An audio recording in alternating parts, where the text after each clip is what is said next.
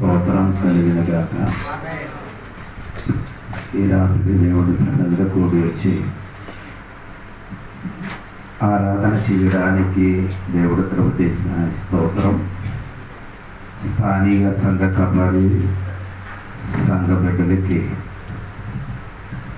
రాయగడ నుంచి వచ్చిన పుత్తూరు నుంచి వచ్చిన దేవదాసులకి అందరికీ వేరట వందనాలు. ఈ రాత్రి దేవుడు మమ్మల్ని అందరికీ దీవించిన గాక. మొదటి కొరింథీ పత్రిక 2వ అధ్యాయము 14వ వాక్యం నుండి మనం నేర్చుకున్నాం. మొదటి కొరింథీ పత్రిక 2వ అధ్యాయం 14.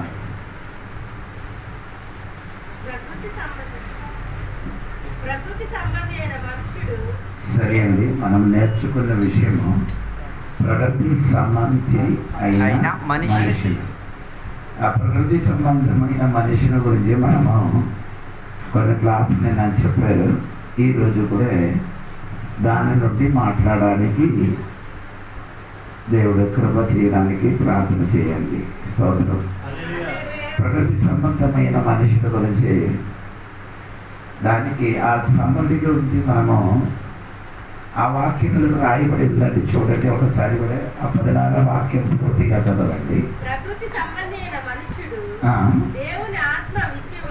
అంటే ప్రకృతి సంబంధమైన మనుషుడు దేవుడి ఆత్మ అంగీకరించిన మొదటి అది ప్రకృతి సంబంధమైన మనుషులు ఎవరంటే, ఒకటి దేవుడి ఆత్మ మాట అంగీకరించలేదు, రెండవదే దేవుని బోధ అంగీకరించలేదు, రెండవది ఆడు దేవుని బోధ అంగీకరించలేదు, మూడవదే దేవునికి స్తోత్రం. ఈరోజు అదే చెప్తున్నారు, దేవుని బోధ వెరితనంగా ఉన్నది.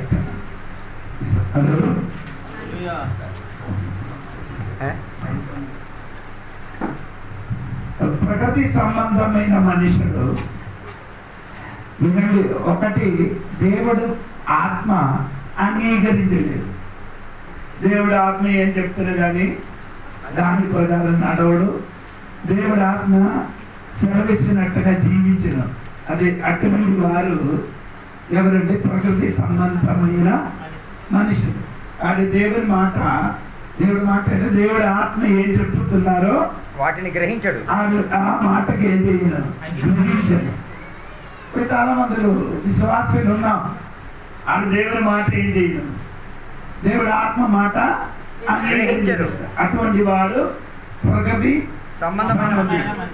రెండవదే ఆ ప్రకృతి సంబంధమైన మనుషుల గురించి రాయబడిందంటే దేవునికి స్తోత్రం, దేవుడు బోధ గ్రహించను, దేవుడు బోధ ఏం చేయను, గ్రహించను. అది ప్రకృతి సంబంధమైన మనుషులు. ఎన్ని మాట చెప్పిన కానీ అవును కదా, ఆ మాట అంగీకరించదు. ఇప్పుడు దేవుడు మాట అంగీకరించలేని వాడు అందరూ ప్రకృతి సంబంధమైన మనుషులు. దేవుడు మాట చెప్పినప్పుడు ఇలాగ చేయద్దురా, వాక్యం మనకు బోధించినప్పుడు ఆ వాక్యం అనుసరించి మనం లోపల లేకపోతే మీరెవరు ప్రకృతి సంబంధం కాకుండా క్లాస్. అందుకని మీరు చెప్పాలి, నేను చెప్పాలి. స్తోత్రం. అందుకని మౌనంగా కూర్చోకూడదు, అర్థమైనది నీ చెప్పండి. స్తోత్రం కలిగింది కాదు. ఇది మూడవదే ఈరోజు ప్రకృతి సంబంధమైన మనుషుల గురించి చెప్తున్నా. మూడవదే దేవుడు మాట వానికి వెర్రితనం. దేవుడు మాట వెర్రితనం. వెర్రితనం అంటే మీకు అర్థమైంది లేదా? కొందరు దేవుడు మాట చెప్పినప్పుడు అది వెర్రితనంగా వెర్రోడుగా చెప్తున్నారు, చెప్తున్నట్టుగా వాళ్ళు పలుకుతున్నారు, నడుస్తున్నారు. అది అటువంటి వాడు ప్రకృతి సంబంధమైన మనుషుడు.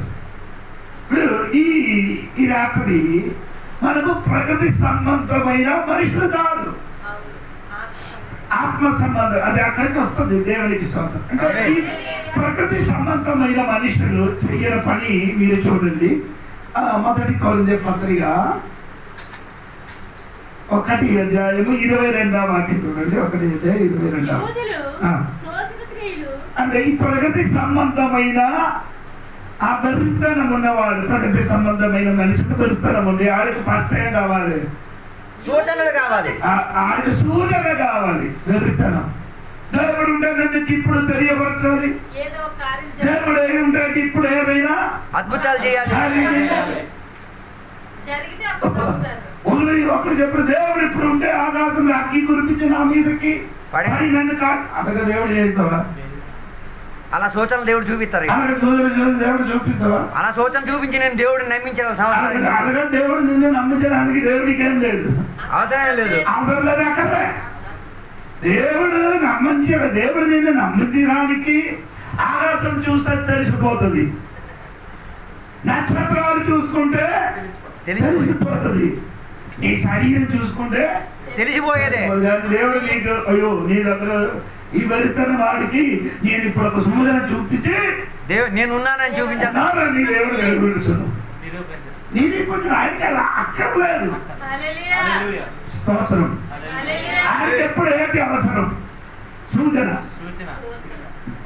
ఈ ప్రగతి సంబంధమైన మనుషులు వెళుతనం అవడానికి కారణం ఆ వ్యక్తికి ఎప్పుడు ఏం కావాలి? సూచన చెయ్యాలి. సోదరుడి దగ్గరికి వెళ్ళినప్పుడు సోదరుడు చెప్పినట్టుగా ఏదో వచ్చినావా? సూచనలు చూపిస్తే సూచన చూస్తే ఆ దేవుడు ఉన్నాడు. అవునా? అవును కదా. ఇది అర్థమైందా? చెప్పండి. సోదరు చెప్పిన వారు ఉన్నారు కదా, ఆ సోదరుడు చెప్పిన వారు ఉన్నారు కదా. మాంత్రికుడు ఆ దగ్గరికి వెళ్తే ఓ కోడితే అది కాదు. ఇప్పుడు నీ శరీరం నుంచి చూపించినప్పుడు ఏదో ఒకటి తీసుకున్నాడు. మన ఊర్లో ఒకరికి ఫిక్స్ వచ్చింది. ఫిక్స్ అంటే మీకు అర్థమైందా? ఏంటంటే ఫిక్స్ మూర్ఛ వ్యాధి. అవి మూర్ఛ వ్యాధి వచ్చినప్పుడు నేను అక్కడికి నీ దేవుడు దగ్గరికి వస్తాను, మీ దేవుడు దగ్గరికి వదిలిస్తాను. ఆయన ఏం చెప్తుంది? నీ ప్రార్థన చేయాలి, విడుదల కానీ చర్చకి రాదు. నేను చెప్పిన నీ ప్రార్థన చెయ్యను. నీకు కావాలంటే నీ చర్చికి రా, ప్రార్థన చెయ్యి, విడుదల వస్తాడు దేవుడు. ఆయన ఇప్పుడు అది కాదు. నాకు విడుదల ఇచ్చిన ఒకరు ఉన్నారంట. నాకు విడుదల ఇచ్చిన ఉన్నారు. ఆయనకి తీసుకొని ఇచ్చిన 15,000 ఆయనకి ఏం చేయాలి? ఊర్లందరూ ఇక్కడ నిలబడినప్పుడు ఏం చేశారు? మందిరాలన్నీ చేసి ఇదన్నీ చెప్పేసి ఏం చేశారట తమ్ముడు? ఈ తల నుండి 2 తల నుండి ఎముకలు తీసినప్పుడు చెప్పడం అందరూ ఏం చెప్తున్నారు తెలుసా? సూర్యుడు చూసారా, ఇదే వాస్తవమైన దేవుడు. నేను చెప్తాను, నేను చెప్పింది 2 ఎముకలు ఇలాగండి, 2 ఎముకలు తలలు ఇలాగండి. ఎముకలు ఉందా? ఎలాగుంది ఎముకలు? అవన్నీ బోర్లాగా ఉన్న ఎముకలు. నీకు బుర్రలేదు. ఎముకలు తీసి ఓకే సరే అండి. అలాగైతే ఎక్స్ట్రా తీయమని తెలియాలి. ఎక్కడ తీసుకుంటే తెలిసిపోతుంది కదా ఎముకలు బయటకు వచ్చినాయి. ఇప్పుడు వరకు ఆ కుర్రడు రోగము బాగవలే 15,000 తీసుకొని వెళ్ళిపోయాడు. ఆడు ఎర్రడు అయిపోయాడు, చూపించాడు ఎర్రడు అయిపోయాడు. ఆ వెరివాడి చూపు జరిగి వెరివాడి నేను నమ్మాను. తండ్రి నుండి ఎముకలు వచ్చినప్పుడు ఇప్పుడు స్వస్థత కలుగుతుందానని ఇది మహాంతరుడు చేయడం పని. అదే నీకు ఇవి సూచన కనిపించినప్పుడు దేవుడు కంటే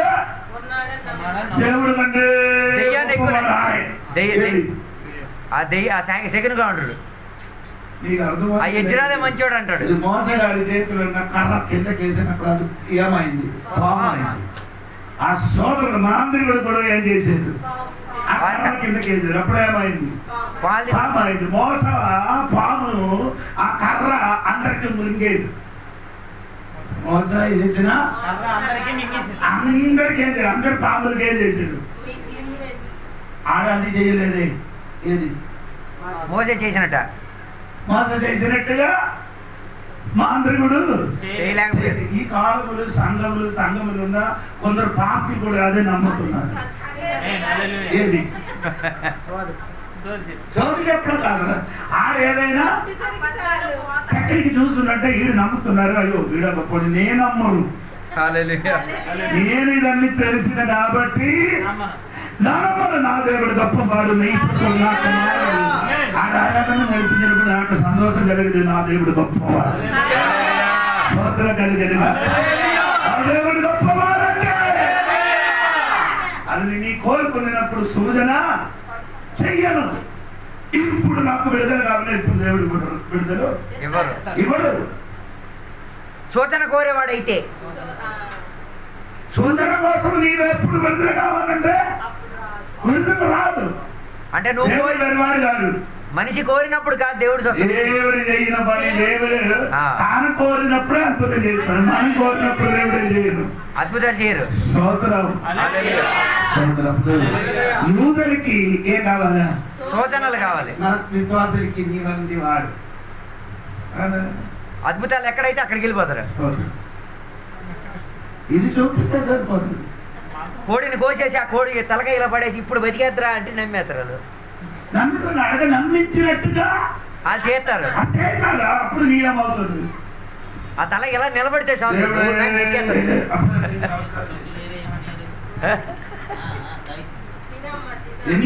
ఇదన్నీ కూడా చెప్పడానికి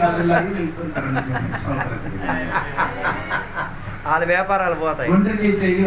చెప్పండి, నేను ఎందుకంటే నమ్మను. నేను అడగండి స్తోత్రం. స్తోత్రం చెప్పలేదు. స్తోత్రం కలిగి ఎప్పుడు ఏం కావాలి? సూచనలు. సూచన. యూదులకి అది వెరివాడు. దేవుడి మాటకి దేవుడు మాట ఆడికి వెరివాడు ఆయన కాబట్టి ఆడికి ఏం కావాలి? దేవుడా సూచన చేయి, సూచన అనే మాట బైబిల్ ఉందండి. రెండవ 22 పూర్తిగా చెప్తారండి.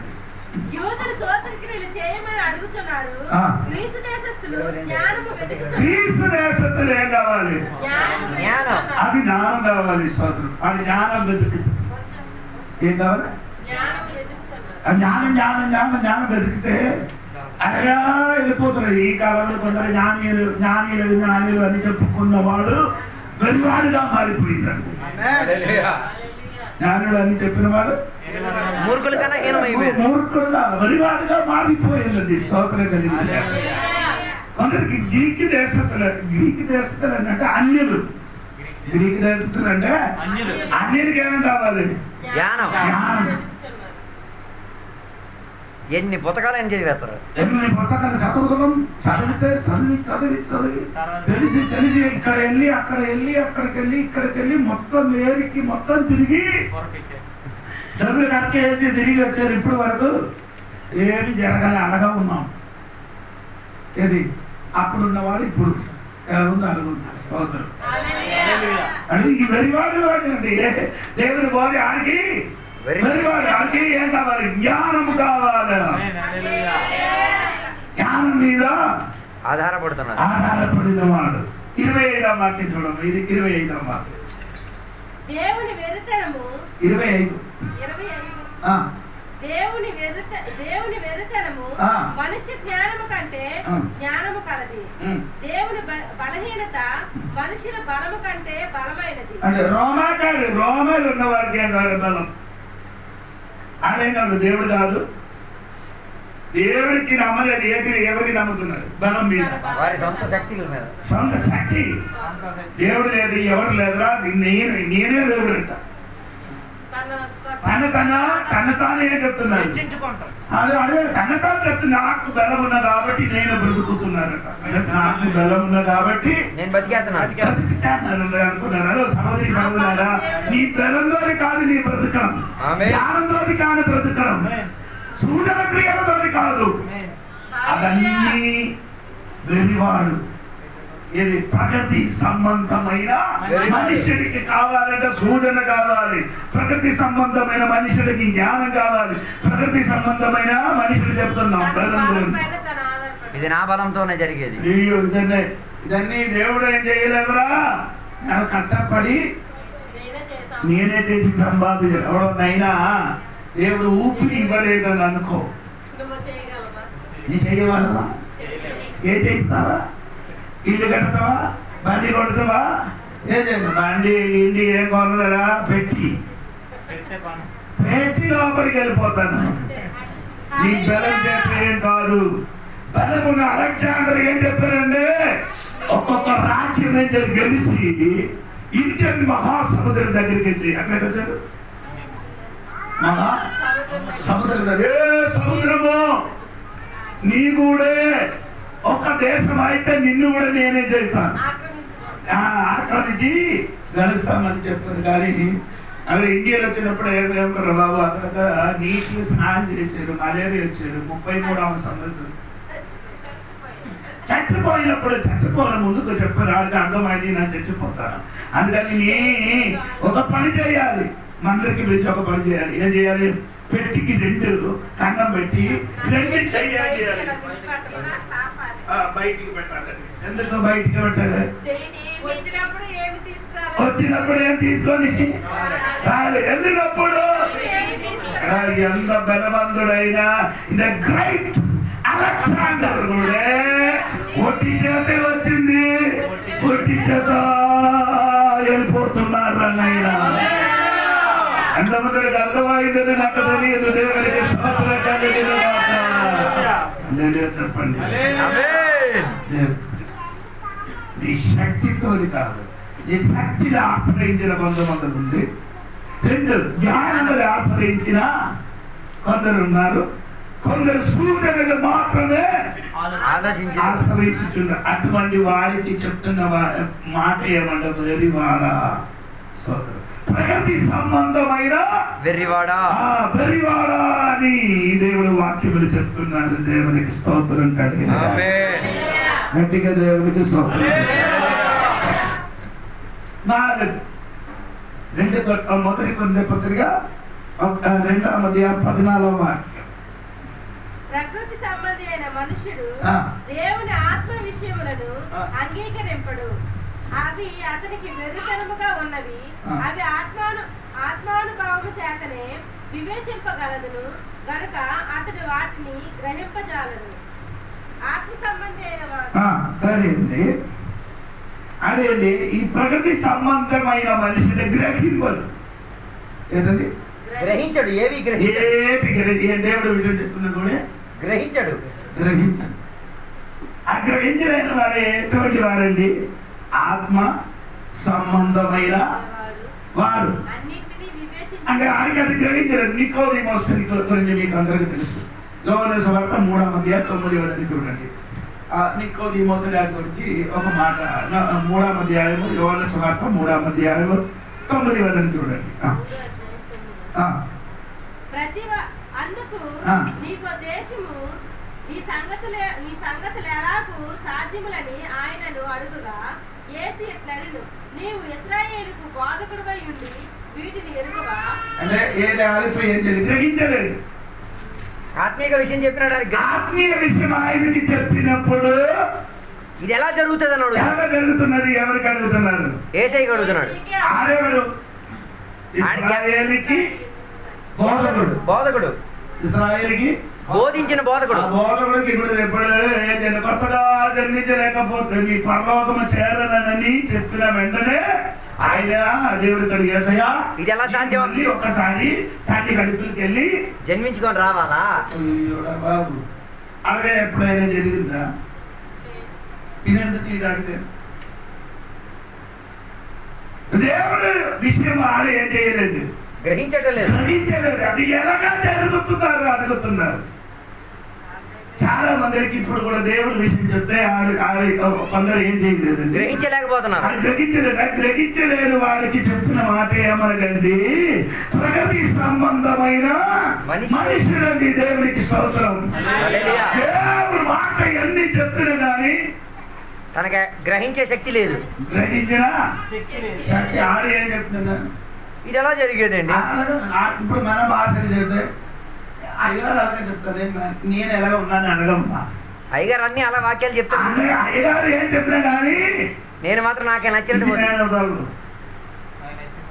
ఏంది నేను ఇప్పుడు వెళ్ళే పెద్ద అయ్యగారు చెప్పలేదు వదలరా అని చెప్తే అది నేను మాత్రం నేనేం చేయను, ఒగ్గి పెట్టి అది గ్రహించడానికి ఇష్టం లేదని.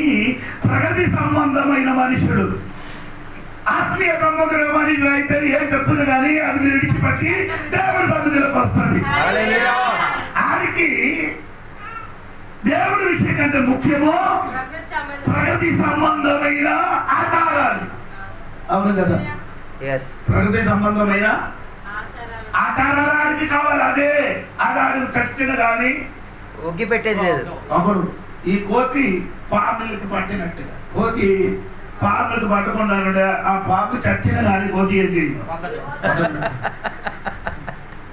అలాంటి కొందరు ఉండండి, చచ్చిన కానీ చచ్చిన వరకు పట్టుకుని చచ్చిపోతుంది. పట్టుకొని కోతి ఆ చచ్చిన పాముని పట్టుకొని చచ్చిపోతుంది. కోతి చచ్చిపోతుంది. ఇలాగ చూస్తుంది, ఇలాగ వస్తుంది, ఇలాగ చూస్తుంది. పాముకు చూడరు, పాముకు చూడరు. ఇది అప్పుడే చచ్చిపోలేదు. చచ్చేటప్పుడే కరి చేసేది. గ్రహించడానికి వీళ్ళకి కొందరు విశ్వాసం ఇదండి. ప్రకృతి దేవుడి బిడ్డ కాదండి. ఈ ప్రకృతి సంబంధమైన మనుషుడు దేవుడి బిడ్డలు కాదు. దేవుడి బిడ్డ ఆయికి ఉంటే, దేవుడి బిడ్డగా ఉంటే నీ ఏం చేస్తుంది? దేవుడు ఏం చెప్తేనే అది దానికి లోపడుతుంది. దేవుడు ఏం మాట్లాడితే దాన్ని అనుసరించి ముందుకు కొనసాగిస్తుంది. దేవుడికి ఇది మీరు చూడండి, యోహాను సువార్త 13వ అధ్యాయం 2వ వాక్యం చూడండి. యోహాను సువార్త 13వ అధ్యాయం 2వ వాక్యం చూడండి.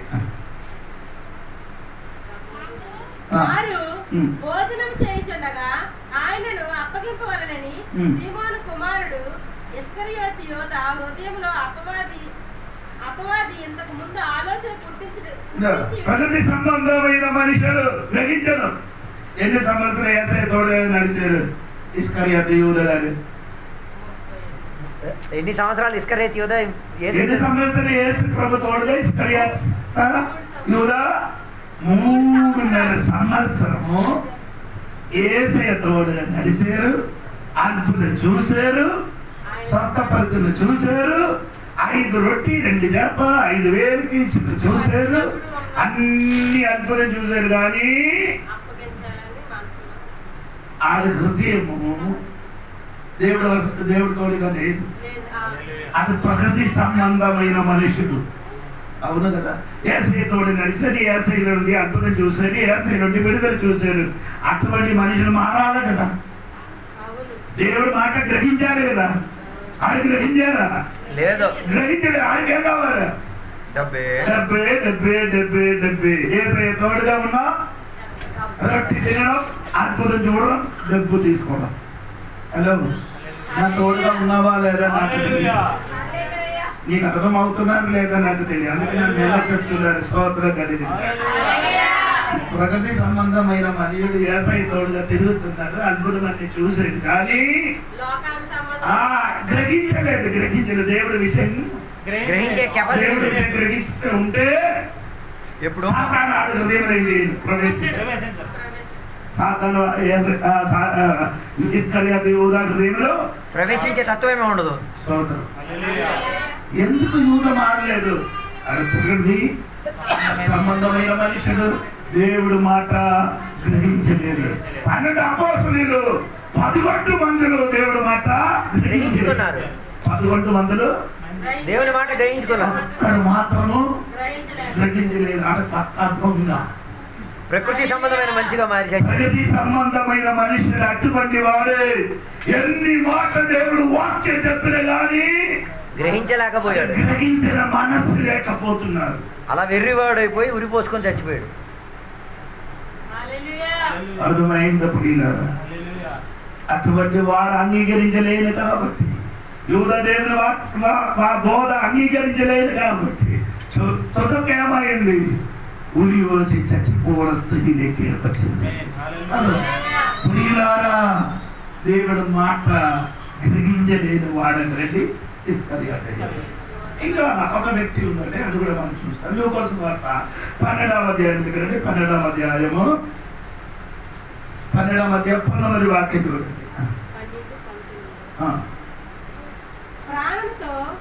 నా ప్రాణముతో అనేక సంవత్సరములకు విస్తారమైన ఆస్తి నీకు సమకూర్చబడి ఉన్నది, సుఖించుము, తినుము, తాగుము, సంతోషించమని చెప్పుకుంటారనుకున్నాను. అయితే దేవుడు వెర్రివాడా, ఈ రాత్రి నీ ప్రాణమును అడుగుచున్నాడు. నీవు సిద్ధపరిచినవి ఎవరు వగునని అతనితో చెప్పాడు. చెప్పండి గట్టిగా. యూదా దేవుడు బోధ అంగీకరించలేదు. రెండవ వ్యక్తి ఎవరండి? ధనివంతుడు. ఆ సంవత్సరంలో ఆయనకి పొలములు పని చేసిన పంట బాగా వచ్చిన తర్వాత ఏం చేశారు?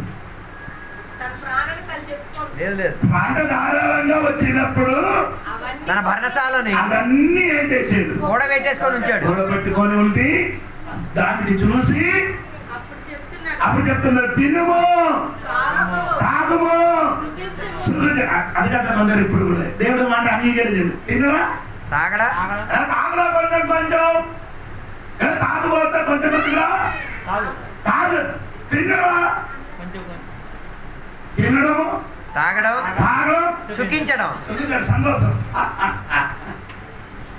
ఈ బరివాడు అటువంటి వాడే దేవుడి మాట అంగీకరించలేదు. శరీర సుఖం కోసం జీవించిన వ్యక్తి ఈ కాలం చాలా మంది శరీరం కోసం ఏం చేస్తున్నారు? బ్రతుకుతున్నది. సహోదరా, శరీరం కోసం కాదు, నీ శరీరం లోపల ఒక ఆత్మ ఉంది. ఆత్మ కోసం ఏం చేయాలి? ప్రయత్నించరా. శరీరం 60 కానీ 70, 80 సంవత్సరం వరకు అది మట్టిని కలిసిపోతుంది. నీ ఆత్మ ఎక్కడికి వెళ్తుంది? అందువల్ల దేవుడు ఈయన కడిగేది. ఈ రాత్రి నీ ప్రాణమును నేను కోరితే, నేను అడిగితే ఈ సంపాదించడమని ఏమైంది? చదవండి ఆ వాక్యం 20 వచనం. అయితే దేవుడు ఈ రాత్రి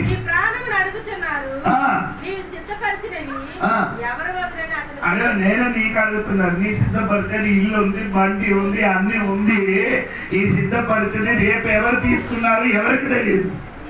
ఒకవేళ సస్తే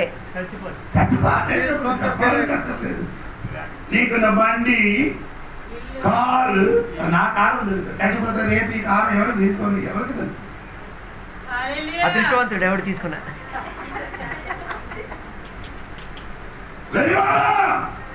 ఆ దేవుడు ఆ మనిషికి పిలిచిన పేరు వెర్రివాడ. శరీరం కోసం బ్రతికిన కొందరు సినిమా చూడాలి, సీరియల్ చూడాలి, కొంచెం కొంచెం తాగితే బాగుంటాం. పాస్టర్ గారు కూడా చెప్పరు, చర్చికి రాడా, తాగితే మా ప్రాబ్లం అంటారా? నీ రాడా? ఒక్కరోజు మానేస్తే సరిపోతారా? చర్చికి వచ్చేసి మిగిలిన ఆదివారం మిగిలిన 6 రోజులు ఏం చేయాలి? సంతోషించాలంటే ఇక్కడ పెడితే సరిపోతుంది. నీ దేవుడి విషయం గ్రహించలేదు. దేవుడి విషయం నీవు గ్రహించలేదు. అందుకని మన తినము, తాగము, సుఖించము. రేపు చచ్చిపోతాను. హలో, దేవుడి విషయం అడిగి గ్రహించాలి. దేవుడి విషయం గ్రహించే లక్షణం లేదు. దేవుడు అన్నంగా వచ్చి చెప్పారు కదా, వరివాడా. దేవుడే కోరి వచ్చి ఆడికి చెప్పారు. దేవుడు ఆ దగ్గరికి వెళ్ళి ఏం చెప్తారు? వరివాడా, నా దగ్గరికి మధ్య అలాగా వచ్చిన అనుకో, కాళ్ళ మీద పడి కాలు పట్టుకున్నా. అంత పరిజ్ఞానం కూడా వాడికి లేదు. గ్రహించారు, పరిజ్ఞానం కాదు, గ్రహించారు. దేవుడు ఆడి దగ్గరికి సాష్టాలు దేవుడు వచ్చినప్పుడు కూడా, దేవుడు వచ్చి మాట్లాడినప్పుడు కూడా ఈ ధనివంతుడు గ్రహించే గ్రాహ్యం లేదు, మనస్సు లేదు. అదెందుకు గ్రహించలేదు? ప్రగతి సంబంధమైన మనుషుడు ఆయన కాబట్టి. ప్రగతి సంబంధమైన మనుషుడు దేవుడు మాట గ్రహించను.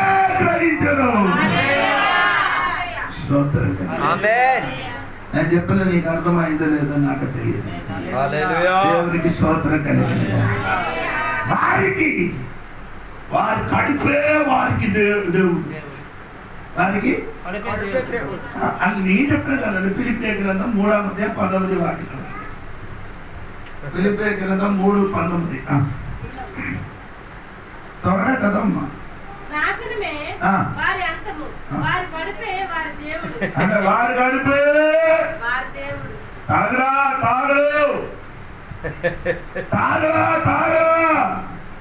సంతోషించరా. నీ కడుపే నీకు దేవుడు. ఆహారం ఎవరు ప్రజలు చెప్పలేదు. అందరికి కడుపులు ఉన్నాయి కానీ తినము తాగము సుగంధము నీ దేవుడు నీ కడుపలా. హల్లెలూయా. ఇక్కడ రావట్లేదు, కష్టం. హల్లెలూయా. ప్రగతి సంబంధమైన మనుషుడు దేవుడు మాట గ్రహించడు. దేవుడి మాట అంగీకరించడు. ఎన్ని చెప్పినా కానీ దేవుడి మాట అంగీకరించలేదు. కారణం ఏంటంటే ప్రకృతి సంబంధమైన మనుషుడు. ఎలాగ పుట్టారు అలాగా ఉన్నావు నువ్వు. కోతి పని అని ఇప్పుడు కూడా చెట్టెక్కుతాను, అదే స్వభావం మారిందా? మారిందా? పది ఎక్కడ బురదలో వెళ్తే ఆడే దొరుకుతుంది. మారిందా? అదే ప్రకృతి సంబంధం. నీ కూడా అటువంటి వాడు. ఓ లార్డ్, ప్రైజ్ ది లార్డ్. చెప్తున్నారు అయ్యయ్యో దేవా. వీళ్ళు పని ఉందో కొద్ది ఉందో మీరే చూడండి. అటువంటి స్వభావం చెందిన వాడు ఉంటే స్వభావం ఏం చేయాలి? అదే ప్రగతి సంబంధమైన స్వభావం మారండి. లేకపోతే నీ ప్రగతి సంబంధమైన మనుషుడు అటువంటి వాడు దేవుడు మాట అంగీకరించడు. రోమాపత్రిక 1:22 వాక్యం చూడు. రోమాపత్రిక 1:22 వాక్యం చూడండి. 22 వాక్యం.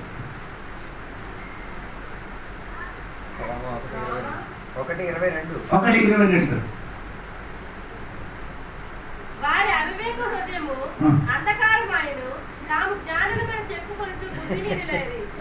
అవివేక హృదయం. అవివేక హృదయము ఏమైందమ్మా? నాకు బాగా ఉద్యోగి చదివింది. నేను +2 నేను డిగ్రీ చదివిన తర్వాత నన్ను ఎన్నో పుస్తకం చదివింది రామురా. నీ చదివింది నీ అవివేక హృదయము అంధకారం అయింది. నెక్స్ట్ మాట, జ్ఞానులు అని చెప్పుకొని బుద్ధిహీనుడైపోయింది. హలో, ఈ ఆదాము నుంచి పుట్టిన వారందరూ ప్రగతి సంబంధమైన మనుషులు. అందుకని ముత్తాత, నీ తాతగారి ముత్తాత, నీ అమ్మగా లోయ అందరి స్వభావం నీలోనికి వచ్చిందండి సోదరు. మారరా అని చెప్తే నాకంతా తెలుసు, నా జ్ఞానం ఉంది. ఒడియా ఒడియా ఒడియా మాటలు కట్. ఎంత చెప్తే చెప్పు, నేను మాత్రం ఆ వీధిలో ఉన్న కర్ర చెప్పు. నేను ఆ వీధిలో ఉన్న కర్ర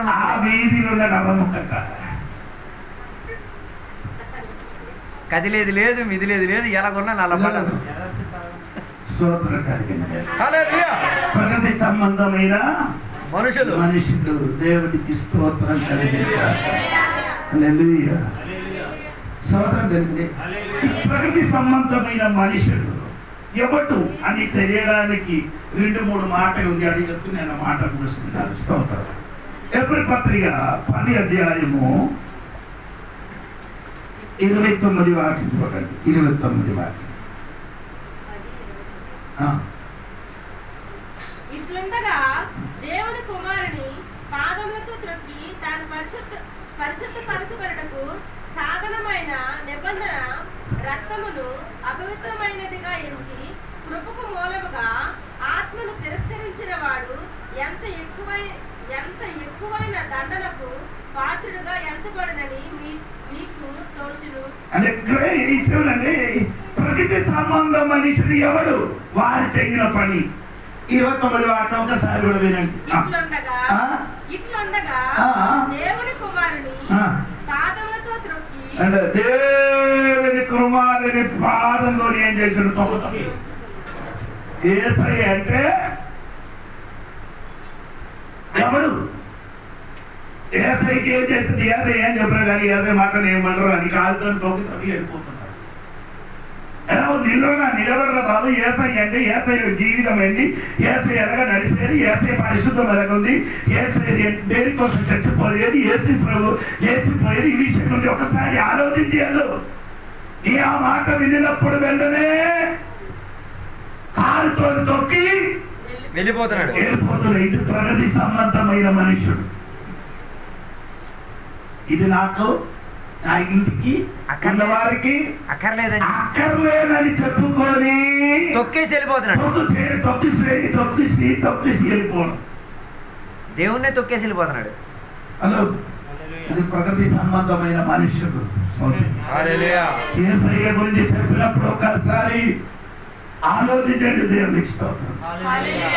వివేకానందనికి తెలుసా? వివేకానంద స్వామి గారు తెలియదు. స్కూల్ కూడా చదివిన పిల్లలకి ఆయన చెప్పిన మాట ఏమనగా తెలుసా?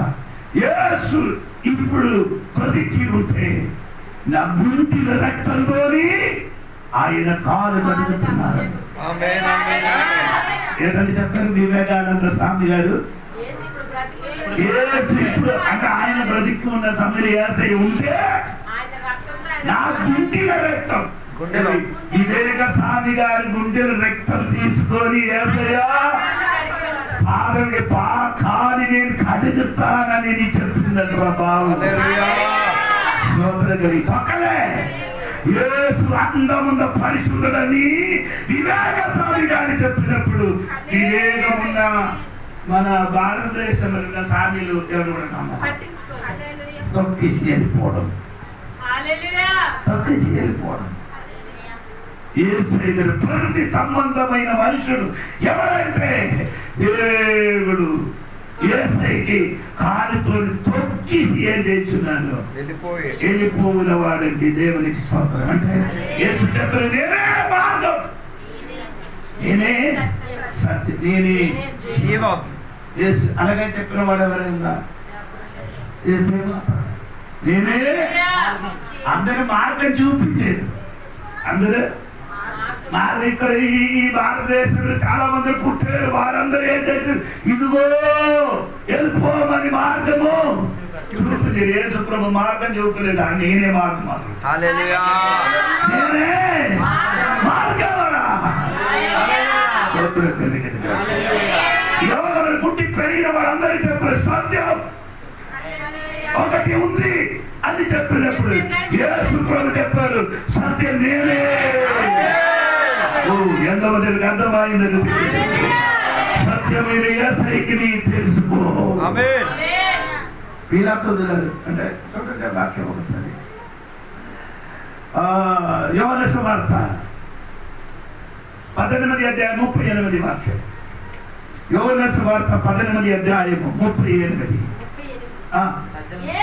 యేసు నీవన్నట్టు నేను రాజును, సత్యమును గూర్చి సాక్ష్యమిచ్చుటకు నేను పుట్టితిని.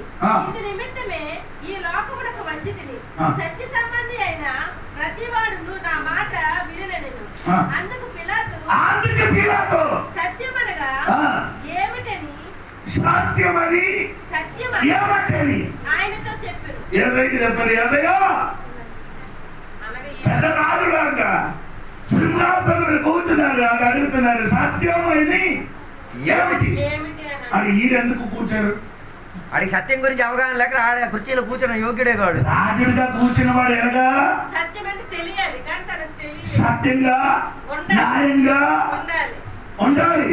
ఈయనకి ఇప్పుడేం తెలియదు సత్యం అంటే ఏంటో తెలియదు, కానీ కూర్చున్న కుర్చీ మాత్రం సత్యం తెలియదు. అందరూ నాకు కూడా అడగదు సత్యం.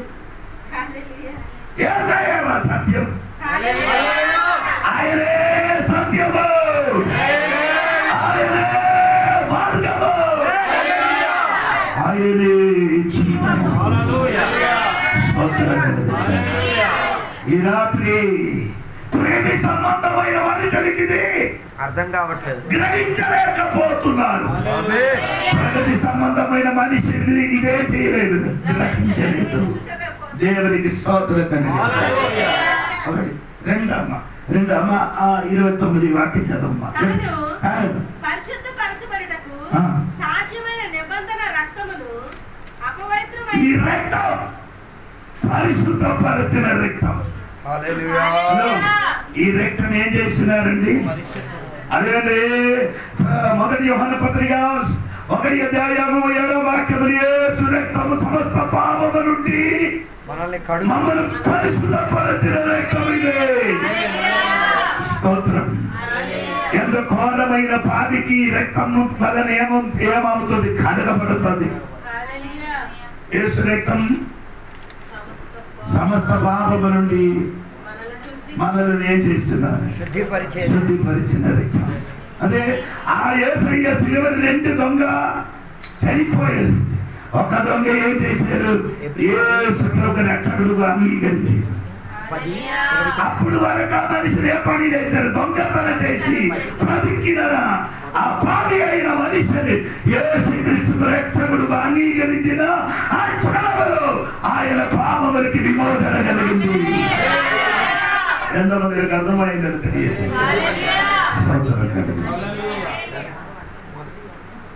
ఇప్పుడు నేంటూ ఈ ప్రకృతి సంబంధమైన మనుషుడు పరిశుద్ధుల పరిచిన రక్తమునికి చదవమ్మా 9:29 వాక్యం. తాను పరిశుద్ధపరచబడుటకు సాధనమైన నిబంధన రక్తమును అపవిత్రమైనదిగా ఎంచి కృపకు మూలమగు ఆత్మను తిరస్కరించిన వాడు ఎంత ఎక్కువైన దండన. కృపకి మూలమైన ఆత్మనికి ఏం చేశారు?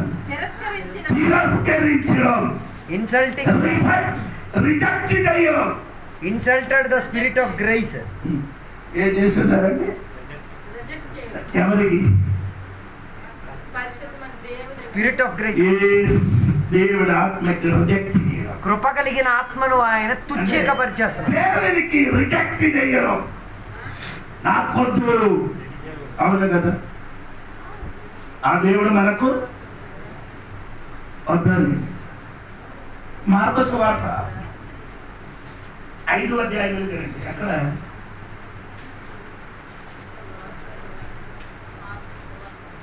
మార్కు సువార్త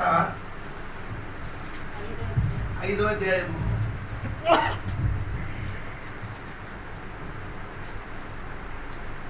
16 వాక్యం నుండి 15 నుండి కిందకి చదువుతున్నా. జనులు జరిగినది చూడవెళ్ళి 17 నుండి చదువుమా. జనులు జరిగినది చూడవెళ్ళి యేసునద్దకు వచ్చి నేను అను సేన అను దెయ్యములను పట్టినవాడు బట్టలు ధరించుకొని ప్రసిద్ధుడై కూర్చుని ఉండట చూసి సోబుద్ధుడై కూర్చున్నది సోబుద్ధుడుగా కూర్చుంటే చూసి కూర్చుని ఉండట చూసి భయపడిరి. జరిగినది చూసిన వారు దెయ్యములు పట్టిన వారికి కలిగిన స్థితియు మందుల సంగతియు ఊరి వారికి తెలియజేయగా తమ ప్రాంతములు విడిచిపోమని వారు ఆయనను బతిమాలు కొనసాగిరి. అర్థమైందా? దేవునికి ఏం చేస్తున్నారు? రిజెక్ట్ చేయడం. దేవునికి ఏం చేసినారు? వద్దని చెప్పడం.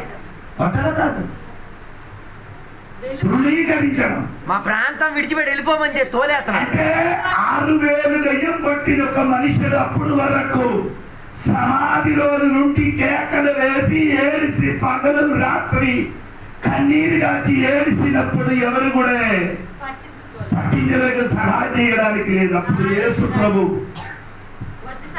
ఆ సమాధి దగ్గరికి వెళ్ళి దయ్యం పట్టిన మనిషికి స్వస్థపరిచి బట్టలు ధరించి సుబోధం కలిగిన వ్యక్తిగా కూర్చున్నది చూసినప్పుడు ఊరు వాళ్ళు ఏం చెప్పారు? యేసయ్యా, మా ఊరు విడిచిపెట్టి వెళ్ళిపో. ఆ ఊరు విడిచిపెట్టి వెళ్ళిపో. ఈ ఊరు నీ రాకూడదట. హలో, వాడికన్నా పెద్ద దయ్యాలు ఉన్నాయి కాబట్టి నేను నీకు చెప్పిన నీకు అర్థమైందా లేదా? ఈ ప్రగతి సంబంధమైన మనుషులు దేవునికి ఏం చేస్తున్నారు? ధృవీకరిస్తున్నారు. రిజెక్ట్ చేయడం. చాలా మందిని కూడా అద్భుతం చూశారు, విడుదల చూశారు, స్వస్థత చూశారు. కానీ యేసయ్యకి తప్ప నీ మాత్రం ఈ ఊరికి వద్దు. ఆ దెయ్యం పట్టిన మనిషి దగ్గర విడుదల కలిగింది, స్వస్థపరిచింది. బాగా కూర్చున్నప్పుడు చూసి ఏం చేయాలి? ఓ యేసు ప్రభువా, నీయే మంచి దేవుడు అన్యాయే. ఆ దెయ్యమునికి అర్థమైంది ఇది దేవుని కుమారుడు అని. ఈ 6000 దెయ్యమునికి మనసు అర్థమైంది ఇది దేవుడు కుమారుడు అని అర్థమైంది. కానీ అక్కడ ఊర్లో ఉన్న వాళ్ళకి అర్థమవుతుంది. అదొకటి నాకు కూడా డౌట్. దెయ్యమునికి యేసయ్య ఎవరో అర్థమైంది, ఎవరో అని అర్థమైంది. ఊర్లో ఉన్న వారికి ఇప్పుడు కూడా అంటే ఆ దెయ్యం కన్నా ఘోరంగా ఉంటుంది. అర్థం అవ్వలేదు.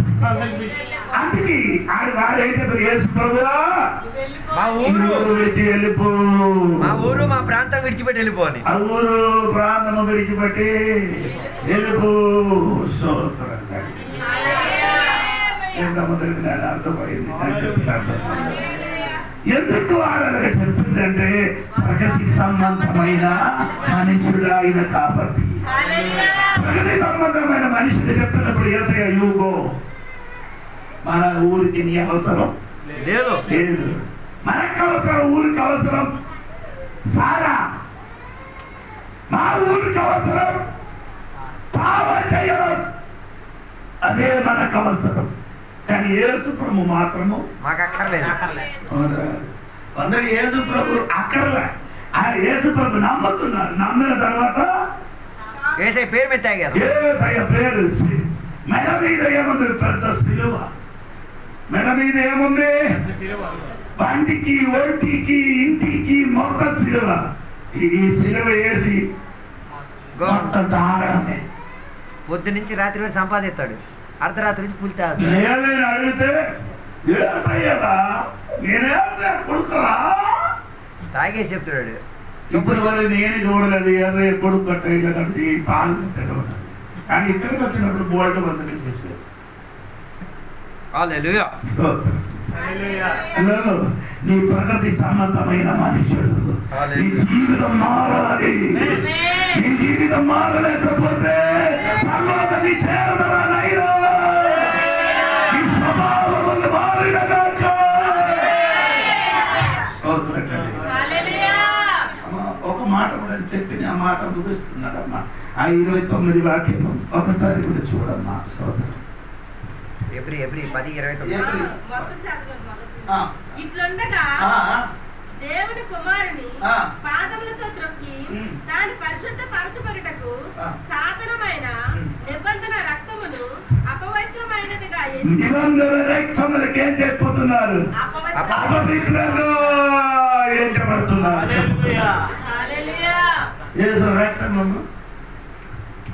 యేసు రక్తం ఇస్తే విడుదల దొరుకుతావా? యేసయ్య ఒకటి చచ్చిపోతే నాకు పాప క్షమాపణ దొరుకుతుందా? అలాగే అవుతుందా? నా ఎవరు చెప్తున్నారు అవుతుంది. ఎందుకు? ఎబ్రి పత్రిక 9:22 వాక్యం. ఎబ్రి పత్రిక 9:22 వాక్యం. ఎబ్రి పత్రిక 9:22 వాక్యం. మరియు ధర్మశాస్త్ర ప్రకారం సమస్త వస్తువులను రక్తము చేత శుద్ధి చేయబడిననియు రక్తము చిందింపకుండా పాప క్షమాపణ కలుగును. రక్తం చిందింపకుండా పాప క్షమాపణ కలుగునని పాప క్షమాపణ కలుగుదు. హల్లెలూయా. రక్తం చిందింపకుండా పాప క్షమాపణ కలగదు. పాప క్షమాపణ కావాలంటే యేసయ్య రక్తం చిందించాలి. ఎందుకంటే ఈ లోకంలో ఉన్న వాళ్ళందరూ పాపిలండి. లోకంలో ఉన్న వాళ్ళందరూ పాపి. యేసయ్య మాత్రమే పరిశుద్ధుడు, పాపం లేనివాడు. నేను మాట వినండి. 2 కొరింథీ పత్రిక 5:21 వాక్యములు. పాపం ఎరగలేదు. యేసయ్య ఏం చేయలేదు? జన్మించినప్పుడు ఆయన పాపం ఎరగలేదు. మొదటి పీతరు 2:22 అక్కడ రాయబడు ఆడు పాపం చేయలే. యేసు ఏం చేయలేదు? 3.5 సంవత్సరములు భూమిలో 33.5 సంవత్సరము భూమిలో సంచరించి సువార్త ప్రకటించినప్పుడు ఆయన పాపం చెయ్యలేదు. పాపం ఎరగలే, పాపం చేయలేదు. చివరి మాట దేవునికి స్తోత్రం. మొదటి యోహన పత్రిక 3:5 ఆయనలో పాపం లేదు. ఇంకా వచ్చినప్పుడు కూడా ఆయనలో పాపం లేదు. నా సొంత ఇలాంటి చెప్పడానికి దమ్మున్న వాడు ఒక్కడే ఉన్నారు, అది యేసు ప్రభువు. ఆయనలో పాపం ఎరగలే, పాపం చేయలే, ఆయనలో పాపం లేదు. ఈరోజు పాపం లేని రక్తం చిందింపకుండా విమోచన కలగదు. పాప క్షమాపణ యేసు రక్తం వేరే ఎవరి రక్తం, ఈ వేరే ఎవరి రక్తం అక్కర్లే. ఎందుకంటే రక్తంలో ఏముంది? జీవం ఉంది. రక్తంలో ఏముంది? లేవియాకాండము 17 అధ్యాయము 11వ వాక్యములో మనుషులు కలిగిన రక్తములో జీవం ఉంది. ఆ జీవం కలిగిన రక్తం మన కొరకు చిందింపబడిన కాబట్టి పాపముని చచ్చిపోయే నువ్వు నేను బ్రతికారనైనా గట్టిగా చాపట్టబడి